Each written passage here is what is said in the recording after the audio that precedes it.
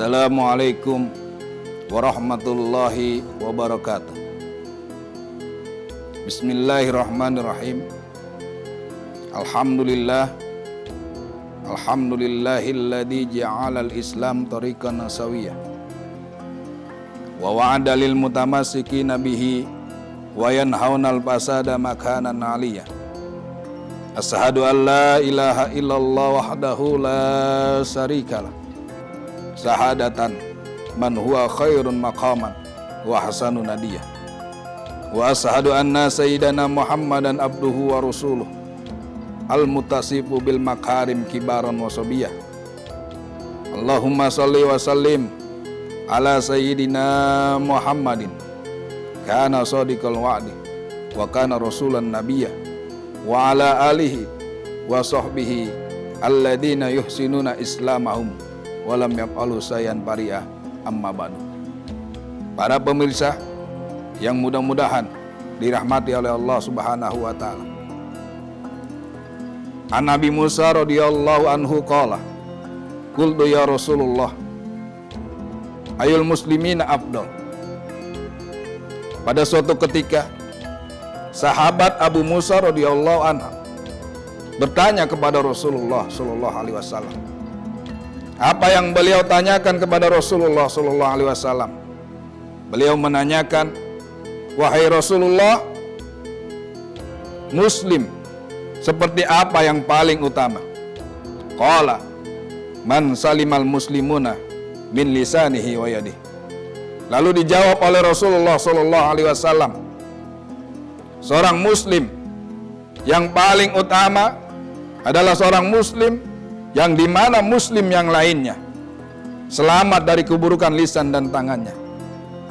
Maksudnya, setiap muslim yang paling utama adalah seorang muslim yang tidak merugikan orang lain, baik melalui lisan ataupun tindakannya.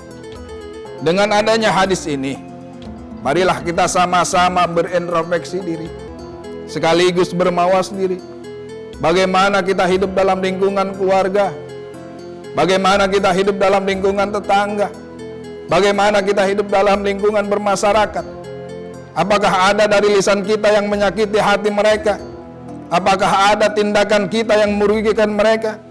Apakah kita sudah memberikan manfaat kepada mereka atau belum? Marilah sama-sama kita memperbaiki hidup kita dengan cara memperbaiki cara kita berkumpul di lingkungan keluarga, di lingkungan tetangga, dan di lingkungan bermasyarakat. Syukur-syukur kita bisa menjadi orang yang dapat memberi manfaat kepada orang lain. Sesuai sabda Nabi Muhammad SAW, khairun nas anfa'uhum linnas. Sebaik-baik manusia adalah yang bermanfaat bagi orang lain.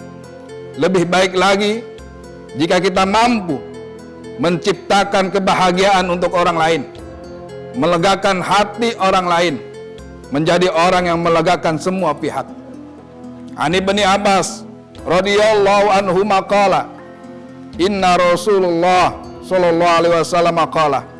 Dari sahabat Ibnu Abbas radhiyallahu anhu berkata, sesungguhnya Rasulullah sallallahu alaihi wasallam bersabda, inna ahabbal a'mal ilallahi ba'dal faraid idkhalu surur alal muslim. Sesungguhnya amal yang paling disukai, amal yang paling dicintai oleh Allah Subhanahu wa taala setelah melaksanakan hal-hal yang wajib adalah membahagiakan muslim yang lain. Adapun cara membahagiakan orang lain bisa dengan tindakan yang bermacam-macam. Yang terpenting adalah tidak keluar daripada aturan syariat Islam. Bisa dengan perkataan yang menyenangkan, bisa dengan sikap rendah hati, tidak merasa yang paling mulia sendiri, menghormati hak-hak orang lain dan sebagainya. Di dalam kitab Fatihatul Haniyah dijelaskan, man adkhala ala mu'minin sururan khalaqallahu min dalika surur sab'ina alfa malakin yastaghfiruna lahu ila yaumil qiyamah. Barang siapa yang membahagiakan mukmin yang lain, Allah Subhanahu wa taala menciptakan 70.000 malaikat, yang dimana 70.000 malaikat ini ditugaskan untuk meminta ampunan baginya karena sebab ia membahagiakan mukmin yang lain. Bahkan di dalam kitab Qaum Tughyan diceritakan ada seseorang yang berlumuran dosa, lalu oleh Allah Subhanahu wa taala dileburkan dosa-dosanya.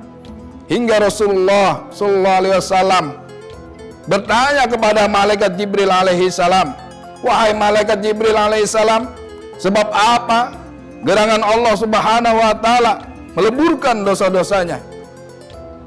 Lalu malaikat Jibril alaihi salam pun menjawab, "Lahu sobiyun sogirun, fa idza dakhala baitahu yastaqbiluhu, fa yadfa ilaihi sayan minal maqulat aw ma yabrahu bihi, fa idza pariya sobiyu fa yakunu kafaratan li junubihi." Wahai Rasulullah, karena ia memiliki putra yang masih kecil, saat ia pulang dari bepergian, saat ia masuk ke dalam rumahnya, ia disambut oleh putranya yang masih kecil. Dan ia pun selalu memberikan buah tangan hingga sang buah hati pun bahagia. Kebahagiaan anak inilah yang mengakibatkan ia memperoleh kafaratuz dzunub, dosa-dosa yang dileburkan. Para pemirsa yang mudah-mudahan dirahmati oleh Allah Subhanahu wa taala. Dari penjelasan yang tadi saya uraikan, kita bisa mengambil kesimpulan. Yang pertama, jangan sampai kita merugikan orang lain, baik melalui lisan ataupun tindakan kita. Yang kedua, sebisa mungkin kita berusaha menjadi orang yang dapat memberi manfaat kepada orang lain, membahagiakan orang lain, melegakan hati orang lain, menghormati hak-hak sesama dan sebagainya. Jika hidup kita demikian, artinya menghormati hak-hak orang lain dan berusaha membahagiakan sesama, insya Allah hidup kita pun akan menjadi aman, tentram, dan dihindari dari hal-hal yang tidak kita inginkan. Semoga Allah Subhanahu wa taala memberikan keridhaan kepada kita semua. Hidup kita selalu dibina, dibimbing menuju ridhonya Allah Subhanahu wa taala. Ini saja yang bisa saya sampaikan. Kurang lebihnya saya mohon maaf. Mudah-mudahan bisa bermanfaat untuk kita semua. Wabillahi taufiq wal hidayah. Wassalamualaikum warahmatullahi wabarakatuh.